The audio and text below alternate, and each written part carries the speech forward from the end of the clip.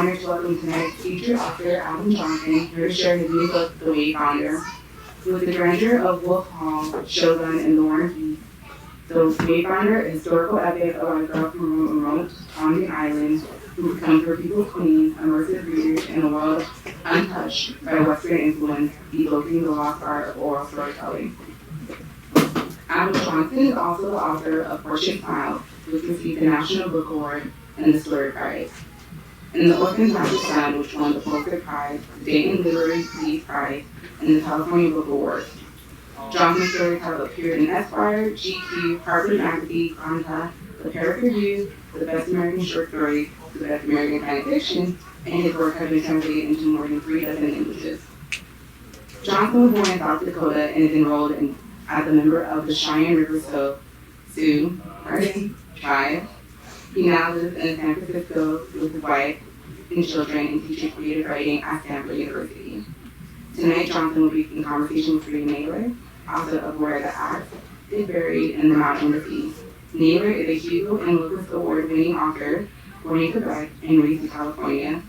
Nayler now lives in Washington, D.C. with his wife Anna, their daughter Lydia, and their 2 cats. Please join me in giving a warm welcome to Alvin Johnson and Nayler.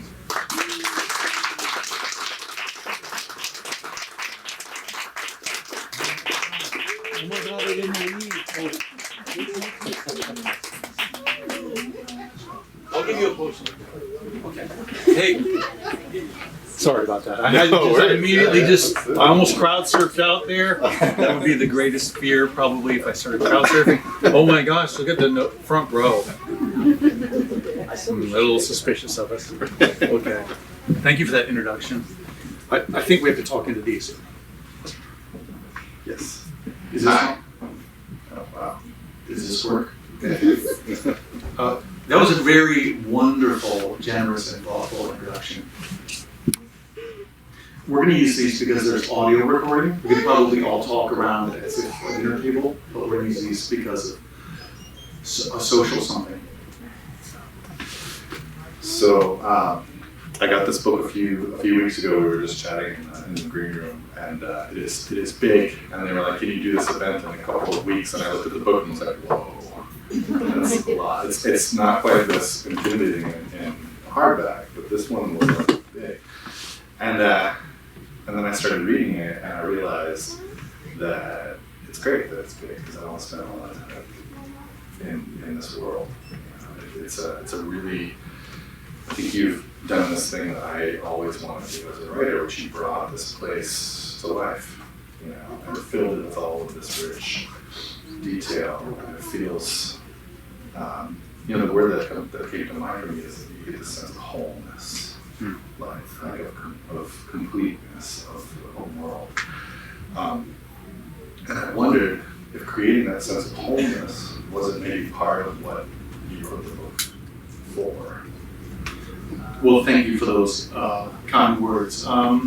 You know, to be a writer is to write every day, to have a practice. And I feel that if you don't write every day, it's bad for your writing neurons, and it just doesn't work. And I did spend many years writing the book, and every morning I would just try to go from the dream states to the coffee maker to the dark. I would put my sweats on, to my noise canceling headphones, to the dark room, and but then I got to spend meditative, almost like prayer time, in a place without contemporary politics, without technology. The book is set in pre-contact Polynesia, you know, and I think Abel Tasman went through the Pacific in 1485, but it's set way before then. So it's a world without clocks, or compasses, or calendars, or windows, or books, or tables, or chairs, or beds, or all of that stuff. Where nature, though in jeopardy even then, is quite resplendent. And one thing I really kind of discovered in researching the book, so really, it was a deeply meditative place to go before I went out and entered the world. Right. Yeah. And before I checked my emails and before I did any of that business, I went to, you know, ancient Tonga. Right. And that really mattered to me. So it's funny, we seem to have almost the exact same practice. Get up, come sort of halfway out of that dream state, get some coffee, sit down, and just go right into writing. I used to write late at night when I was younger, and then I switched to writing in the morning. But they seem to have the same quality sometimes of that being somewhere near sleep and wakefulness, and as well, it's like a place of refuge. Before you start everything else, before you check email, all those things are very familiar. Well, you're a parent too, so Right. part of being a writer is there are times when that day you can only write on the train, going back and forth, or you write at night here, the morning there. The other thing, when I'm able, my daughters hate me when I do this, but I unplug the router before bed. So I just wake up and there's no chance to understand, to let the outside world in. Brilliant. Smart. So, one of the things you said in this conversation, which is in the advanced reader's copy that you had with Sean, you said that what seems most notable about contemporary America is our amnesia. And I read that and I was thinking about big books and all of the different characters and all of the different things that you have to remember, and especially when you're in a place that's very different from the world that we're living in. Do you think the novel is sort of a cure for amnesia of a kind? Ooh, that is such a great question. You're a very thoughtful person. I meant that a little more literally. Like, honestly, just we think we're so smart, we think we know so much. But in writing a book set before the modern world, I was just astounded by how much we'd forgotten.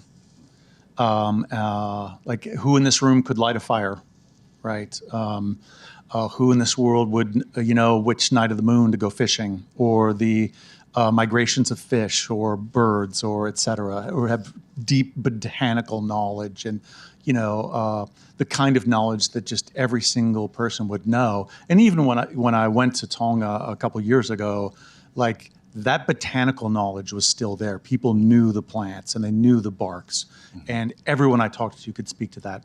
A lot of the mythology and a lot of the stuff I write about has been replaced by Christianity. Mm-hmm. But I do believe that, like, when I started writing this book, I wrote a post note that said, forget the word novel. Mm-hmm. Like, that was going to get me into trouble. Novel's a Western thing. It comes out of a Western tradition. It has certain conventions. And to, like, write a book about a world in which the oral tradition functions, like, I needed to forget every novel I ever read if this was to be original or to organically vesselize whatever I was going to try to depict. Mm-hmm. And, when I was in New Zealand once, I met a New Zealand storyteller at a pahiri, which is a sacred Maori ceremony. And, she kind of casually mentioned the canoe her ancestors had come to New Zealand, Aotearoa, in from Tahiti, like almost 1,000 years ago. She named all 26 people in the boat, including the one that was her ancestor, the name of the boat, the Te Arawa, which means the shark, and the captain of the boat. And that means, like, in Maori, there's this word whakapapa, which is like a recitation of genealogies and sacred narrative. And that meant, like, constantly those important names, like as in epics, have those repeated important lists of information, repeated forever. Like, there couldn't be one loss of transmission. Mm-hmm. And so there was, like, a direct line of continuity of narrative that lasted 1,000 years in her family. And it didn't last 50 years in my family. Right. Yeah, I don't think it's lasted 50 years in very many people's families, right? In these very fragmented times. And that's the fragmentation is kind of something that I wanted to talk about too. Is there's this great part where the main characters are, it happens several times in the book, are imagining what people are like on other islands, right? Or imagining what life is like. And sometimes imagining, like, a different version of history or a different fate or a different version of themselves on other islands. So you get this sense of, like, all of these different alternatives. Every island sort of a society of its own with different solutions. But what struck me is they're also different solutions to the same problems, right? The problem of scarcity, the problem of conflict, and all of these things. And was that an intentional way to kind of create this cosmos of possibilities with the islands? Well, I mean, that comes back to my intentionality as a writer. Like, I wrote a book about North Korea, a novel about North Korea before this one. And, it just came from reading a book about North Korea, but it didn't have the answers I wanted. I was like, how do you find the woman you love in North Korea? Like, how do you date in Pyongyang? Like, how do you raise your kids in North Korea? Like, what do you have for breakfast? Like, where do you get your clothes? Like the real basic stuff of human life. Like, I literally could not find. And for like a year, almost 2 years, I just was a voracious reader about North Korea. Most of the books were about economics and geopolitics. And I was just like, do they have prom in North Korea? Like, literally, like, what are our correlatives? And I was later to discover that those stories were online. And once I found them, they were really powerful. They weren't assembled anywhere. And I think if I had found the book I wanted to find, I would have been a deeply satisfied reader and I would have moved on, if that makes sense. And, but I really abhor a missing story. That's something that's been always true of me, even when I was a journalist. Like, I couldn't stand not knowing something. And so like people are like, oh, are you gonna write a book about China next? Well, like, I would just go read books about China. Like, that doesn't make any sense to me. There's so many great Chinese and Chinese American authors, right? I really kind of only write about things that I become obsessed with, and then I can't solve the puzzle, and I've poured in so much data Right. that then it starts getting processed as narrative. And I became fascinated with the Pacific. In retrospect, it's like, oh, you were researching for 2 years. And I'll say, oh, I researched this book for 2 years. But really, I didn't know I was researching a book, if that makes sense. I'm always the last to know. It makes perfect sense. I've said before that I feel like my novels are quite often just an ice core of what I'm curious about in that moment, right? It's just like, these are just layers of curiosity. And then it becomes research once you sort of start writing the book. Then it was research, right? You were researching it. And I love that idea of like those missing stories, right? Those humanizing moments in the Hagia Sophia in Istanbul. I find that the most compelling thing about that entire enormous grand edifice is on a railing on the second floor. It's like a bunch of runes that the Varangian guards carved into the railing when they were bored in church. Right? Like a universal human experience of being bored during a religious ceremony, and they're just carving their names, in the banister, and you can immediately, you're there, you're transported, right? So I love that. Let's talk a little bit about, because it's something that's confronted again and again, scarcity of resources and the human impact on these islands.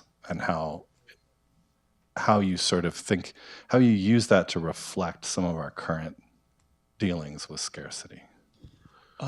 Sure, absolutely. This is, they always say write what you know. I do think that is like processing your personal experience, especially in the first book, is crucial. But after you've done that, and after a book has like made sense of who you are, like I think of a narrative is a meaning-making machine, and you pour material into it, and it's going to make a meaning. And I think the biggest misconception about writers is that we know what our books are about, And I read a review of my book the other day, and I was like, yeah, that's what I was up to, I always feel like I'm the last to know. Yeah. But once you've like applied fictional narrative to yourself, then, you got to put it beyond yourself. And at that point, you're putting your concerns in, right? You're putting your personal concerns, but using research for other worlds. And so, and also like, if you have a particular ability, a facility with narrative and with journalism or with storytelling or novel telling or whatever, like, you have a duty in some regard to tell the stories of other people for whatever reason don't have that outlet or ability or facility, you know. And I do feel that very strongly. But you know, in just reading about the Pacific, and I was like, how do they find these islands? Celestial navigation. I read 7 books, right? I'm like, what do they take on their canoes? 3 big books on what everyone would pack onto their canoes, all this shit they would need on their new island, what plants, what animals, what medicines, what everything, because they were never going to see that old island again, because most people left out of conflict. And so like, I would go from one thing to the next thing to the next thing. But there was a real pattern in the research, was that some people would leave an island, they would take their canoe full of cool stuff, the pig, the dog, and the chicken, and their plants, paper mulberry, taro, Kamala sweet potato, their medicinals, stuff like that. And when they, by the time, you know, months rolled around and they got to that new island, well, you know, on the trip to New Zealand, Aotearoa, the pigs died, and so there were no pigs, right? The people who found Rapa Nui, Easter Island, the pigs and the dogs died, so they only had the chicken. You know, when you has anyone been to Easter Island? To get there, it's a 5-hour and 45-minute flight from Chile, the closest land. So it's going from LA to Maine. It's not like to New York, it's to Maine to get there. It's, you know, 2,700 miles of open ocean with no land. And they went not from the west, but from the east, but from the west, from the Marquesas and from Mangareva. And like, they didn't know it was there. Like the sailors say that if you had a map and a compass and you knew where Rapa Nui was, if you were off by half a degree, you would never see it and sail past it. And then there was another 2,500 miles before you hit land. So 5,000 miles. There was this, I was just in Vancouver when I was working for NOAA. We were talking earlier in the green room about, we were working on projects with indigenous co-management of marine protected areas. And the people of Rapa Nui were one of the ones that were invited to this big conference in Vancouver, where they met a lot of the other Polynesian peoples.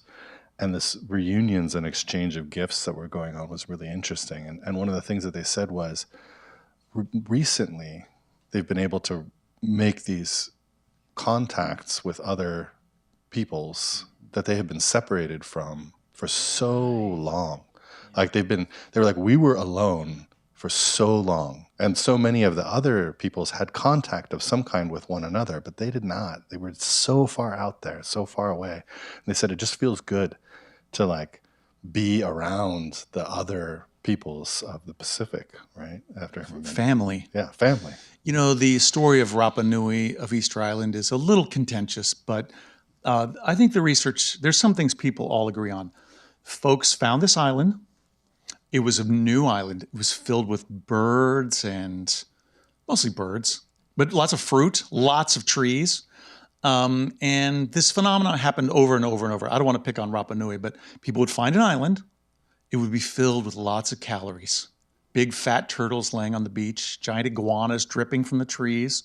And people would like land, and they would, there would be a population boom over a few generations from all this easy food. You know, people would stop focusing on sailing because they were like building houses and communities and sacred spaces, developing the land, planting sweet potato. And just within 4 generations, it happened over and over. People would forget to teach celestial navigation, like the real fine points of it. They would cut down all the big trees that would enable them to make a canoe to get off the island. And just as the population started to collapse, because the resources were collapsing, they were trapped. And then there were desperate times. If you were on an island that was collapsing and you couldn't get off of it, what would happen?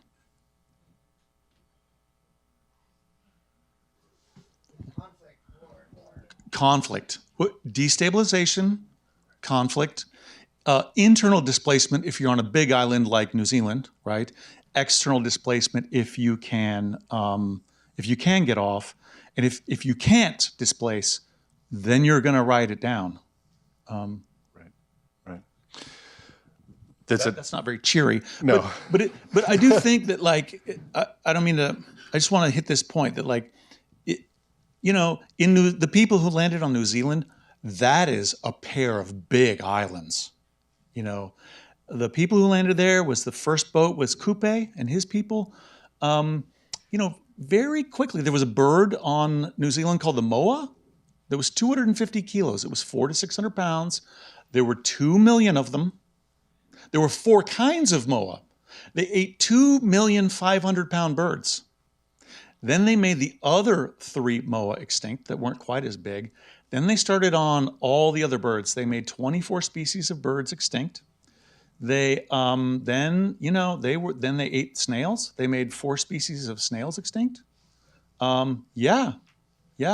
And they had the dog, the Kōrero dog. The Kōrero dog population expanded as the people expanded to 1.5 million.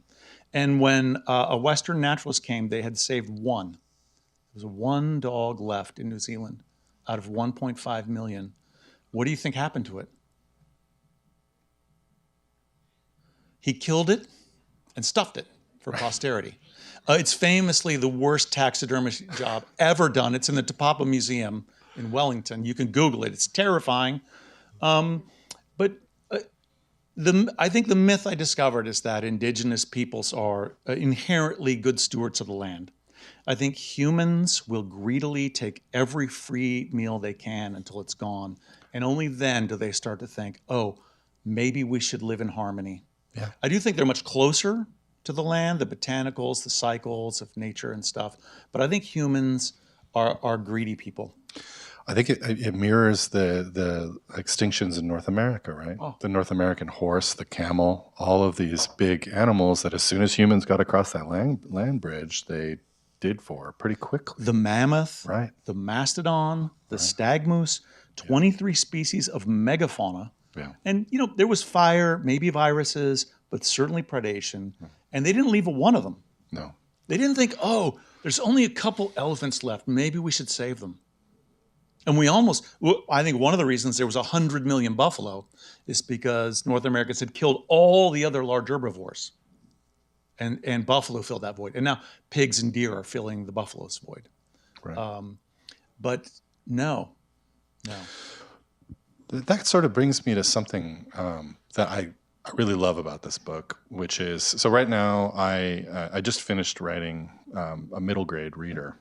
My first experience writing like a children's book, and I thought I wanted to try it as a genre, basically. And one of the things I love about children's books is the 2 audiences, right? And the split sort of narrative inside a children's book where you're quite often speaking to a child, but you're also speaking to what I think is actually 2 people.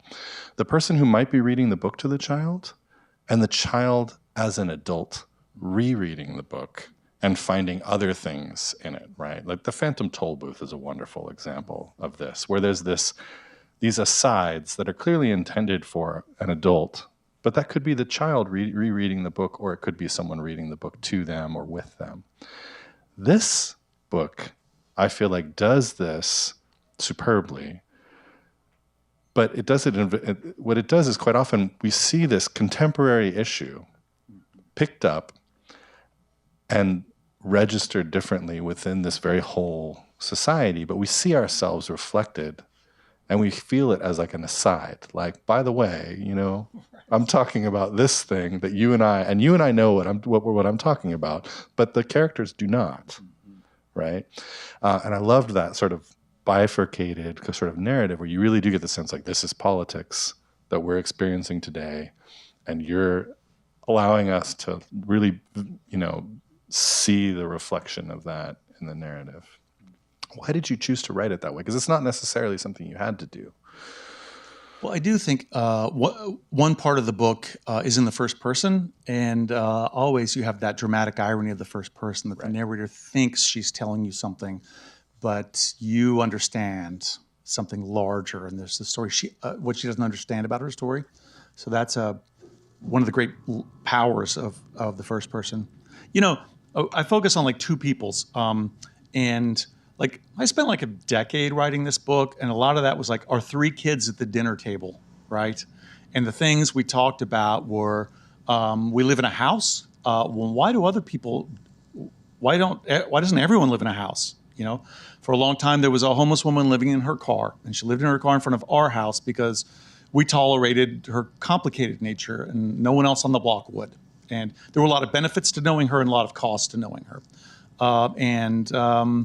So like that was a great occasion every day to talk about what do we owe the addicted in our neighborhood? What do we owe the veterans in our neighborhood? What do we owe our community? How do we help? You know, things of this nature. Also, the environment. You know, I was in this dilemma as a parent for 10 years, just like, how do I manage some of the dark truths about the world? Do I let them be a little innocent and have their childhoods? Is it better for them to go wisely forward, you know? And I remember one time my youngest, she was like 8. At the beginning of the book, she fell in love with snow leopards. She was like, every night she would be like, interesting fact, a snow leopard can jump 20 times its length. And the next night she'd be like, did you know that a snow leopard changes colors? And then one night she was like, did you know there are 250 snow leopards? And then she said, is that a lot? And I was like, is this the moment where I say, they're beyond the threshold. They can't reproduce and have a genetic pool. And so what I have is like one group of people who they don't have much. They're trapped on an island. They're living within their means, but it takes serious sacrifices. And then on another, those are the Moriori people. And then on another island, I have the Tongans. And they ran out of stuff because they live on a lot of very small islands. And they solved it by just going and conquering hundreds of islands. Big islands like Samoa. And so there's a teen who's Moriori who's like trying to figure out like how come they're starving, Right. and are all the dark stories about their people true? You know, their historic stories. Could they really be true that this is who we are?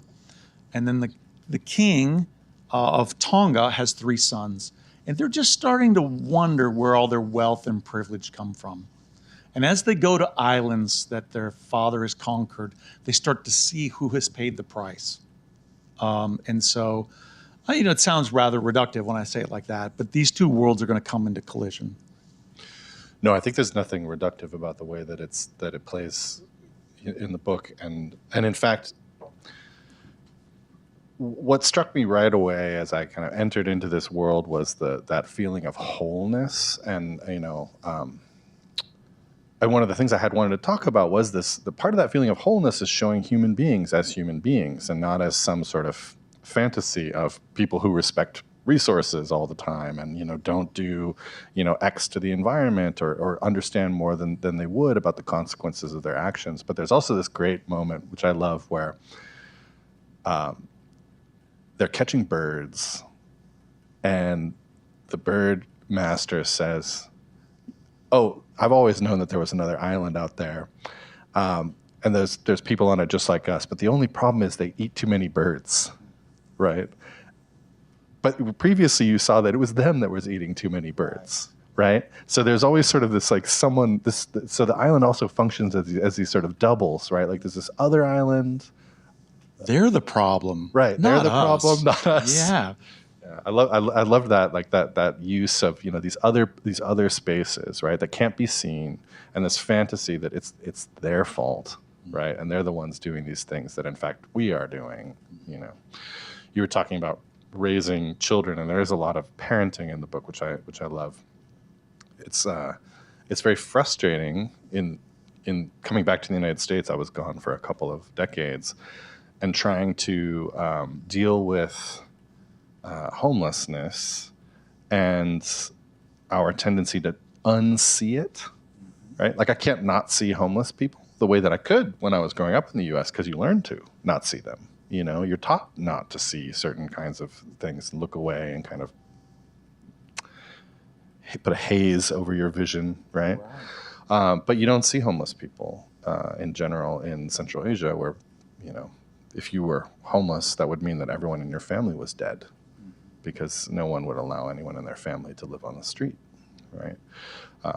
And that's all to say, like, what I really like about the book is that sense of complexity, right? Of that you have this total human complexity, but engaged in this very small space because the island is small, and therefore it accelerates everything and condenses all of these conflicts and the scarcity and the character, like the clashes, right? They're clashes between 20 people or a few people rather than whole groups of people. How do you think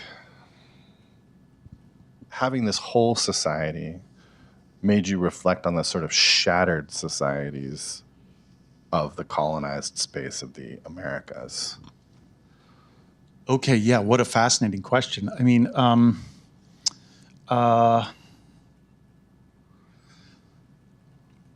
purposefully picked, Tonga as a space because they're one of the, like Micronesia and Tonga were the only Polynesian territories that were never colonized.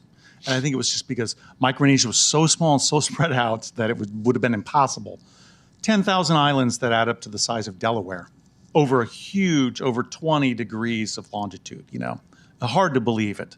And Tonga just, like, they didn't have a deep water port. They didn't have any, they don't even have rocks. Like, their islands are either cindery or limestone, their reef. And so, they used wooden clubs because they didn't have stones that they could even fashion into workable tools. They just didn't have anything to take, I don't think. And so it was for that reason alone that they escaped becoming a German, American, English, or French colony. And so, they have their language. Right. They have their culture. And you can go to Tonga today and experience Tonganness. They were profoundly missionized, and they're like, maybe the Congo and Tonga are the most Christian nations in the world percentage-wise today, and I have total respect for that. It's, that's their belief system now, and yet so even in a place where a political system wasn't imposed through an imperial model.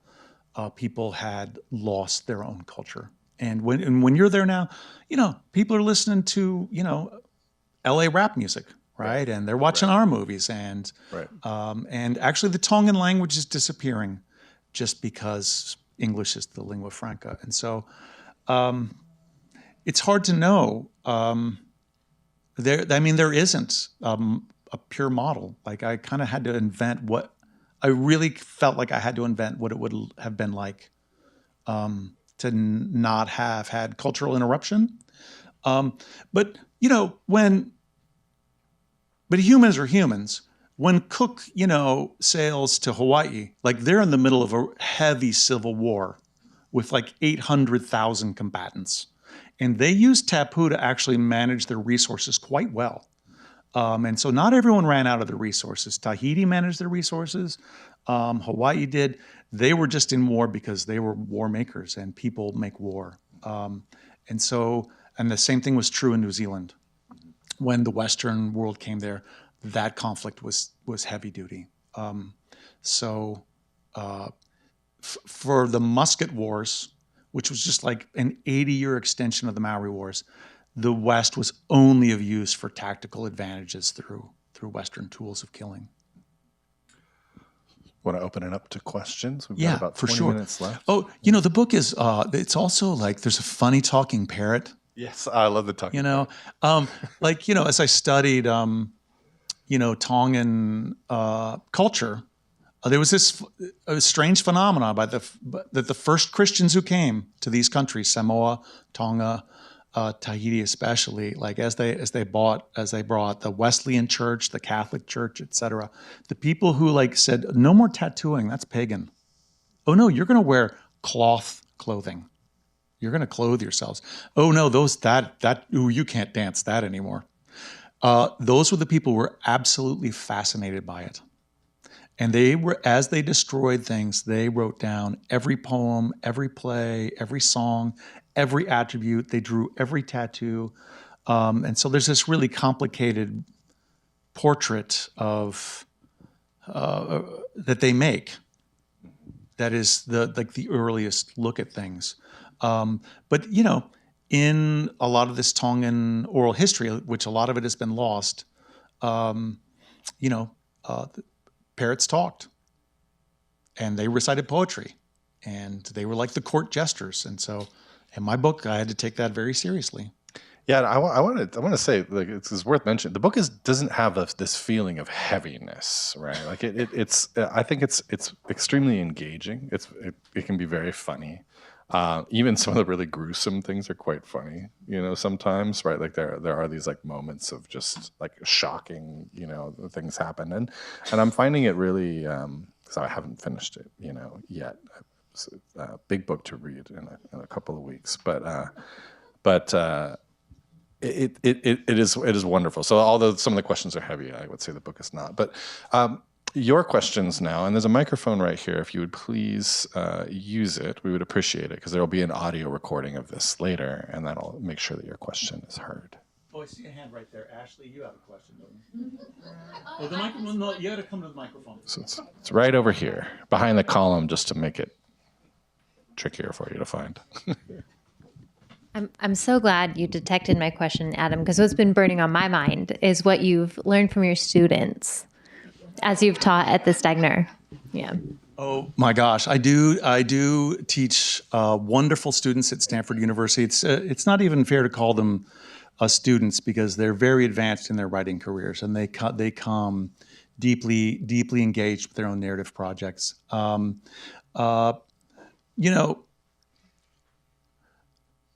What have I learned from my students is no. I know. That's the stall question, but I would say it's really quite profound. Our class is a collaborative class. I know for a fact that teaching at Stanford, that any group of people is smarter than any teacher or professor, and so it's about harnessing the talent that everyone has, and I do believe that a person their aesthetic is formed by the tradition that they've read from. And I do have my sensibility about how narrative moves. I'm a deeply scene-based writer. I'm heavy into dialogue. I'm terrified that the reader will abandon me at every paragraph if I don't deliver something, very flashy, and attention-grabbing. But I have my sense about how narrative should work. And by engaging some of the brightest students working today in narrative fiction, I'm constantly reminded how many ways there are to tell a story. I have to go meet their stories and their novels for what they want to become, and help them find their best narrative path through that. That makes me reconsider what a story is and how to tell it. Like the notion is that if every human in the world is a very discrete individual, which is something I truly believe, each one of us is the center of our own lives, and there's no other human quite like us, then for our literary characters, in a form of art whose duty is to find the maximum psychological depth, every character must be absolutely original from all people, honestly. And if a book is to be organic, if its shape and structure to be organic to the character, then that vesselization has to be absolutely unique. There's something about the novel that no novel can ever be written twice. You can remake Top Gun, right? You can make a movie out of a book, but you can never make a book out of a movie, if that makes sense. And so that endless search for absolute originality and for new people is the struggle that we all go through together. And watching young people give voice to their experiences is really recharging for me, and makes me question everything that I hold to be true. Any other questions? Hi. Thank you so much for taking the time to chat with us. That was really lovely. I'm curious if there was a section in this book that you found particularly challenging to write, why you thought that was, and how you were able to overcome that challenge. Thank you for that question. Well, I have to go back to the premise that, I don't know what I'm doing. And, when you're a younger writer and you write on something for a year to make a discovery and you're like, oh, that's it. That's how the story's going to go, or that's at the heart of this character. And then you just jettison that year's work. When you're an older writer who's been around, like, oh, that was 12 months well spent. When you're younger, that's a much more difficult prospect, I would think. But I relish it. Anything to make that discovery that's going to figure out the book.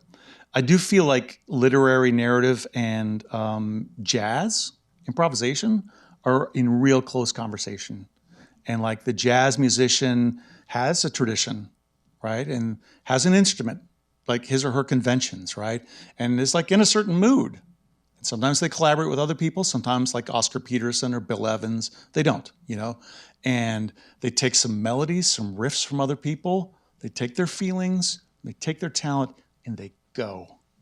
And they have no idea where they're going. And I think it's like the bravest thing possible. And also they're performing. They're often in public. And like,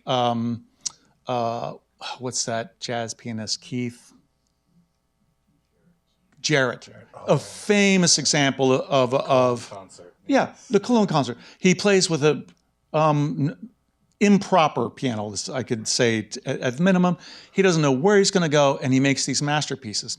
It's also why there's so much bad jazz, because when you're performing, you can't rewrite, right? But those are the bravest artists out there, and I think I don't want to read a book that's been written on note cards or outlined where the author knows what they're doing. I can tell right away that they're just telling the book what they think it's going to be rather than discovering it, being surprised by it, being ever more curious, taking risks. And you have to risk failure for it. And so, like, I really didn't, the last year was the scariest. I was like, oh my God, I've got 16 focalized characters. I've got this big collision coming. I had this girl, spoiler alert, like a 15-year-old boy has to go kill like the most dangerous character I've ever run across in fiction. And he demonstrates over and over and over that he is not a man to be toyed with. And this lovable kid from a rural island has been chosen to go fight him. And I didn't know until that scene what would happen. And I was like, and if it didn't come to fruition, but he wasn't fighting alone. He was with his family and his community, and his people and his stories, his culture. But I didn't know if the book would work until that scene. Just a great historical moment at the beginning of the Köln concert. There's a bell that goes off in the theater. It's a series of tones to call people to sit down and get settled. Keith Jarrett plays it back on the piano, and then he extends an entire improvisational set from that tone that he just happened to hear in the theater and played sort of as a joke to the audience. You actually hear people kind of laughing when he starts, but then it just winds and spins and changes. And that is my favorite album to write to in the mornings, because it reminds you that you can create anything out of the smallest little idea. Comes this, fountain of other possibilities. It's wonderful. Oh my God, I love that, Ray. I'm gonna try to write to that. It's just an amazing piece. Please.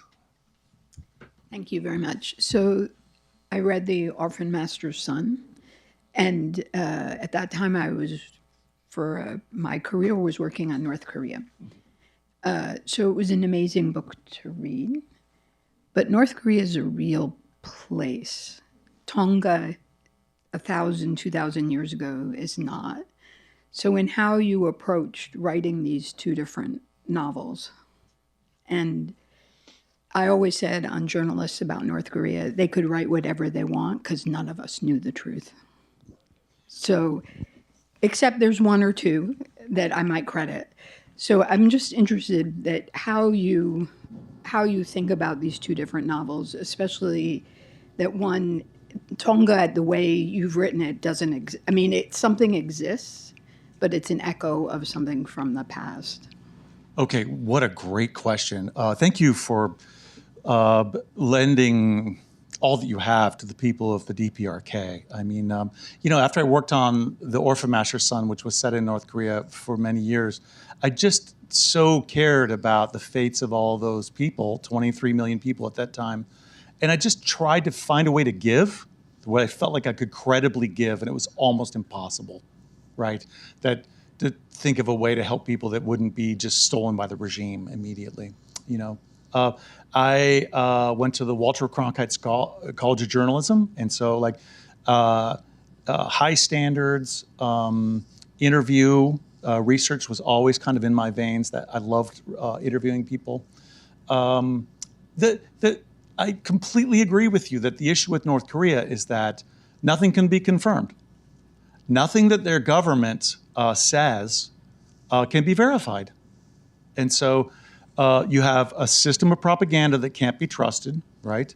Then you have people who aren't allowed a voice. Nothing the people say can escape the country. And then all you have is the narrative of the people who defect. And it's my experience, or it's my sensibility through my experience, that people don't leave North Korea unless they absolutely have to, unless it's life or death. Because the people they leave behind are going to pay the price. And so everyone who leaves is traumatized. Everyone has survivor's guilt that's before even the escape and what it takes to get to South Korea. And so there's like an amalgam, like writers like journalists like Barbara Demick or Blaine Harden. Barbara Demick was my favorite. Her reportage in the LA Times was so amazing. She's a hero. I recommend her book, Nothing to Envy, to anyone who might be listening to this. But here's an interesting thing. I think we're in DC right now, is that when the North Koreans would finally make it to South Korea, it was a harrowing journey. They had to cross the Mekong Delta. They had to go like 1,500 miles. It took the average North Korean like 6 months to get to South Korea. Thailand was the first country that would repatriate them to the south instead of to the north. China, if you got caught, they would send you to North Korea, to your fate, whatever that might be. And so the first thing they got asked by ROK intelligence is, what are the rumors swirling around Pyongyang? Because in a society in which they couldn't agree upon the facts, in which there was no official version of things that could be trusted, what people did is they shared their own information. Right. And I just feel like now we're entering that state in America in which there is not an agreed upon official narrative. If there is an official narrative, one side or another doesn't trust it. And so rumors are turning into theories or turning into like alternative possibilities. And, maybe one day when people escape from America, they'll be like, hey, what are they saying? What are they saying in the Capitol? In Russia, we jokingly called it the ABC network. It was Adna Babushka Skazala, like some grandma said. Because that's how you found out news. Like some grandma told me that, this is going to happen, that like the Black Mariah is coming tonight to like this Podjezd and to pick up this family, and then to like stay away from them, right? But yeah, it's very familiar. So in narrativizing North Korea, I interviewed Kim Jong-il's sushi chef, a man named Kenji Fujimoto, and I talked to Fujimoto-san like 6 times, and he gave me like profound interviews. There were a lot of interviews that had been gathered by other people. Chae Eun-hee was the actress that was kidnapped to North Korea, and her husband Shin Sang-ok, who was the Francis Ford Coppola of South Korea. And so, like, I did have some touch points to reality to weave a fictional narrative through. I did know that the fishing boats were real, the incursion tunnels were real. The biggest fiction about my novel about North Korea is that one character would see it all. But I had to take that big license. And for every single detail in the story, I had an unverifiable source. So, like, I do feel like true journalism can't really service us as readers in a world of a great unknown. But in literary fiction, I could not only use, maybe wrong, but validly sourced information. But I could also use nightmares, fears, dreams, trauma, right? I could use these inaccessible human truths. And then because it's art, I could project my humanity in. And I do believe all humans are the same. And when I talked to North Koreans, I was immediately struck by how much we had in common, despite our lives couldn't have been lived differently. But they wanted safety, security, opportunity for their kids. They wanted better lives. They wanted to forget the past. They wanted so many things that is the American dream. Also, Russians famously have a dark sense of humor because of the surreality of their lives. I found North Koreans to be some of the funniest people, even through translation, I had ever met. And, that makes a pretty big bridge. I know this is a long response, but it was a very serious question. And when, I wrote a third of a novel and I was like, oh, Tonga. I can't write about this island without writing about this island. And I went and researched years of Tonga, and that's just what I had to do. And the Tongan mythology was even more fascinating to me. And their sacred narratives, which are no longer in circulation, I should say, were powerful narratives, and were the narratives of a people the kings of Tonga were a dynastic group that I would parallel with the pharaohs. There were 27 Tu'i Tongas who ruled in succession. It was a really powerful empire, a thalassocracy, in which when they ran out of stuff, they just went and took everybody else's stuff and made colonies on all the other islands. And so I didn't have a historical framework. So the truth is, they're fictional characters. Sorry, it was a long way to get there. I'm sorry. I love that idea that North Koreans, the Russians are hilarious because of, and I think the darkness is a part of the Turkmen were very funny. Turkmenbashi ruled Turkmenistan when I was a Peace Corps volunteer. He was this incredible, this terrible authoritarian dictator. There was a statue of him that rotated to face the sun in the center of Ashgabat. I kid you not, right? And I told my host father, I said, is it true that it turns to face the sun? And he looked at me and he said, oh no, it's not the statue that turns to face the sun. And then he just stopped. Just the funniest people ever, right?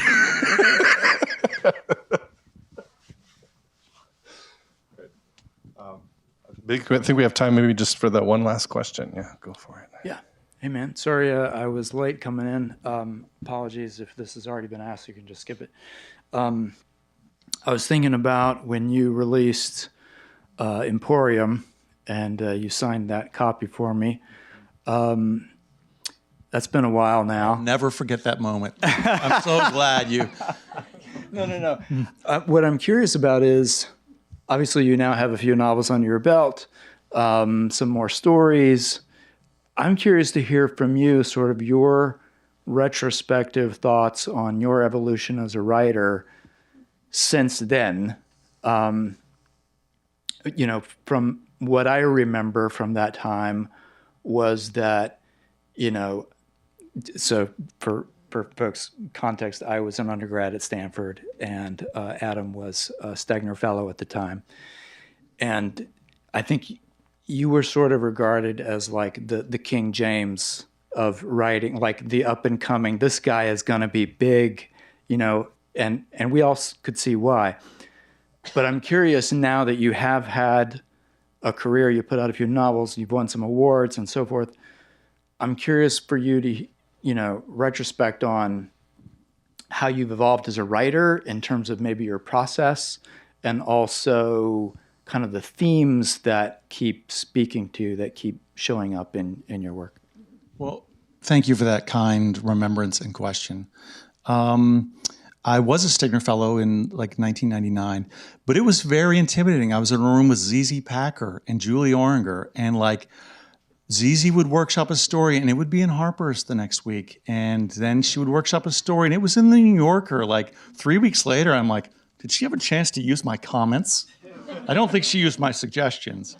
And Julie, she would write a story, and then the next season it was in the Paris Review. It was really powerful, and I was not. I don't know how I was regarded, but I will say I became a teacher there in 2001, and so I've taught there for 25 years. And one joy I didn't see coming was that I didn't know I would stay. I did kind of put my claws into the bricks of the old colonnades and refuse to leave. But I didn't know that my students would stay in my lives for so long, and that I hear from them that they publish books, that they work for NPR, they work for not-for-profits, they have kids, and they weren't just people that I helped with stories. They were people I would become interwoven with. And if I can make an observation as a teacher of creative writing, is this, and this is loosely general. I won't even, it's just something I've noticed, is that the students with the most talent progress the least. And that they really want the approval of their peers, which is something I wanted and we all want, and they can write a pretty damn good story fairly easily, show it to everyone, and get the snaps. And they're like, yeah, hey, let's all go out for beers, and they're the man or woman. That's usually more likely the case. But it's the student who works the hardest, who I'll take labor over talent every day, and is like, nobody says my dialogue's great. It's like, maybe you could punch it up a bit. And they're like, how do I do it? And they're like, fill out the toolkit, reach farther, model new kinds of stories, put the work in. And then suddenly that student, maybe you're like, oh, that's right. She didn't get the notice in the class, but here we are 7 years later, and here's the book, and I'm honored to blurb it. And so it took me like a dozen years to really understand that I need to mine those students as much as possible, require conferences, get to know them, and see if I can't accelerate that process a little bit. But it's the people who want it. It's the ones who get up before work at 4:30 and do it. Those are the ones. That's right. 30 years of that will usually take care of any flaws that you had in your process early on. That's all we have time for. But I just want to say thank you for this book. I'm filling it with scribbles in the margins, and I'm learning a lot from it. And that's what I love the most is when I open up a book and I start immediately feeling like, oh, this is teaching me some really cool stuff. So thank you. Thanks to Politics and Prose, one of the great American bookstores. Not everyone has a bookstore like this in town. Support your local bookstores. Thanks to everyone who came out on a rainy Monday night. Instead of playing Mahjong on Mahjong Monday, you came out. Thank you.